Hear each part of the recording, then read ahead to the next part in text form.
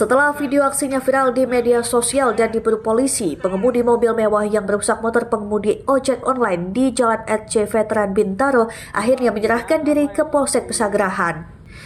Pelaku bernama Didi Suhada datang secara kooperatif ke Polsek Pesanggerahan untuk menyelesaikan permasalahan secara kekeluargaan. Melalui proses mediasi yang dilakukan pihak kepolisian, kedua belah pihak sepakat untuk berdamai. Pelaku juga menyampaikan permohonan maaf dan berjanji tidak mengulangi perbuatannya. Setelah kami berkomunikasi dengan Pak Didinya datang ke Polsek.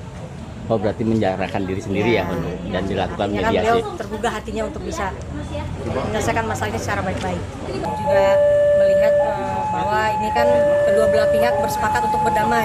Selain itu juga dari Pak Didi juga memiliki itikat baik untuk menyelesaikan permasalahan ini secara baik dan bertanggung jawab terhadap motornya. Jadi motor korban pun selain diperbaiki, ya alhamdulillah mendapatkan bantuan juga dari Ibu Putri untuk mendapatkan motor barunya.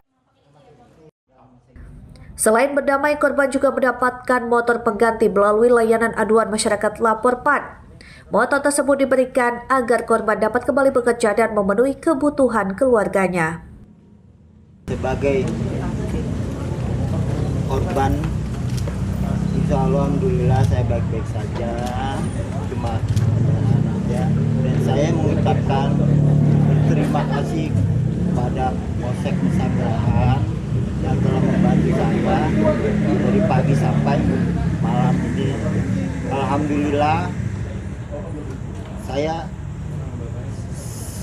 sebagai DM lapor itu kan kebetulan kita ada memang kanal lapor PAN banyak yang kirim ya. Terus tadi Mas Uya telepon saya, kita kebetulan baru selesai kerja, udah langsung aja menuju ke sini. Ada puluhan yang masuk ke DM tadi. Alhamdulillah OTW juga ada unit yang ready, kita suruh minta kirim gitu ya. Sudah mudah-mudahan nanti bisa bantu. Dan showroomnya tadi udah pas mau tutup. Iya. Kasus ini bermula saat motor korban diduga menyerempet mobil Alphard bernomor polisi B1216BIV di Jalan Raya RC Veteran Bintaro. Pelaku diduga tidak terima, lalu memukuli motor korban berkali-kali menggunakan batu hingga mengalami kerusakan. Kini, kedua belah pihak telah berdamai melalui mediasi kepolisian. Motor pengganti juga telah diberikan kepada korban sehingga pengemudi ojek online tersebut dapat kembali bekerja. Dari Jakarta, Tim Liputan Berita Nasional TV.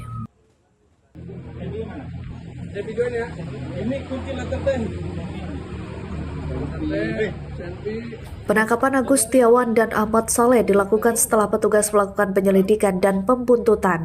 Sempat terjadi aksi kejar-kejaran saat keduanya berusaha melarikan diri setelah aksi pencurian diketahui petugas.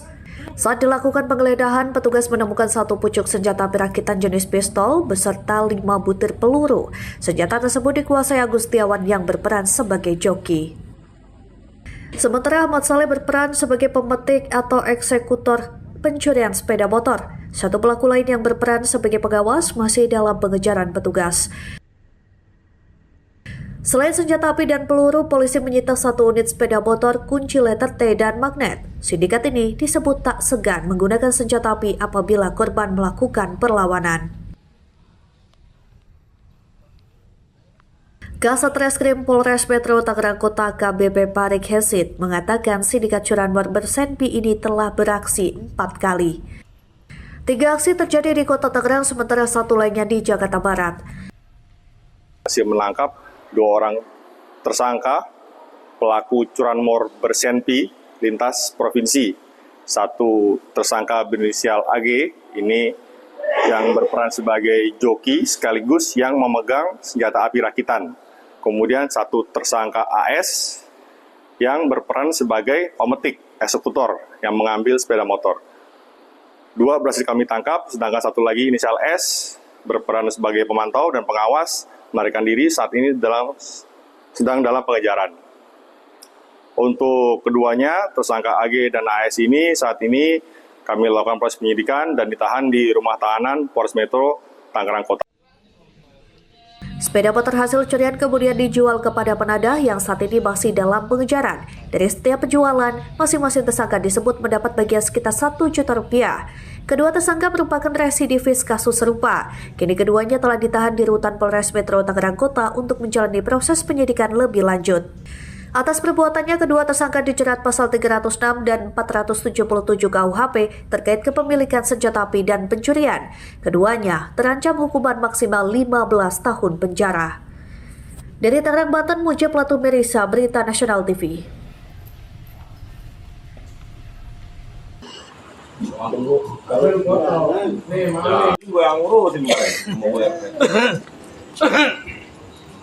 Seorang pria pengendara motor diamankan di kantor Kelurahan Pondok Kelapa, Durensawit, Jakarta Timur. Pelaku tampak babak belur setelah menjadi sasaran kemarahan warga.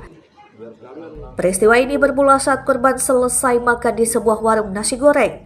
Korban kemudian duduk sambil merokok di pinggir jalan Taman Malaga Selatan, Pondok Kelapa. Tiba-tiba, pelaku yang mengendarai sepeda motor merampas telepon genggam milik korban. Aksi itu terjadi begitu cepat dan membuat korban langsung berusaha mengejar pelaku. Namun, upaya pelaku untuk melarikan diri gagal. Korban berhasil menangkap pelaku sebelum akhirnya warga berdatangan ke lokasi kejadian. Warga yang mengetahui aksi penjamretan itu sempat menghakimi pelaku. Beruntung, pelaku berhasil diselamatkan dan dibawa ke kantor kelurahan yang berlokasi tidak jauh dari tempat kejadian. Saya lagi masak, terus dia habis makan duduk di sini, main HP sambil rokok. Ya dari sana motor berhenti di sini, langsung disamber HP-nya. Langsung tangkap sendiri dia. Yang duduk situ siapa? Yang Habis korban, yang korban. Dia korban ini habis apa di sini? Habis makan. Oh, makan. Oh, Nah, habis makan pembeli. Dia. Pembeli. Nah. Habis makan dia istirahat duduk sini. Ya, Pelakunya naik motor. naik motor Berapa orang? satu. Warga mana? Kurang tahu aku. Saya lagi masak. Lagi masak. Untuk mempertanggungjawabkan perbuatannya, pelaku beserta barang bukti kemudian dibawa menggunakan mobil Satpol PP ke Polsek Durensawit, Jakarta Timur untuk menjalani pemeriksaan lebih lanjut. Dari Jakarta, Tim Liputan Berita Nasional TV.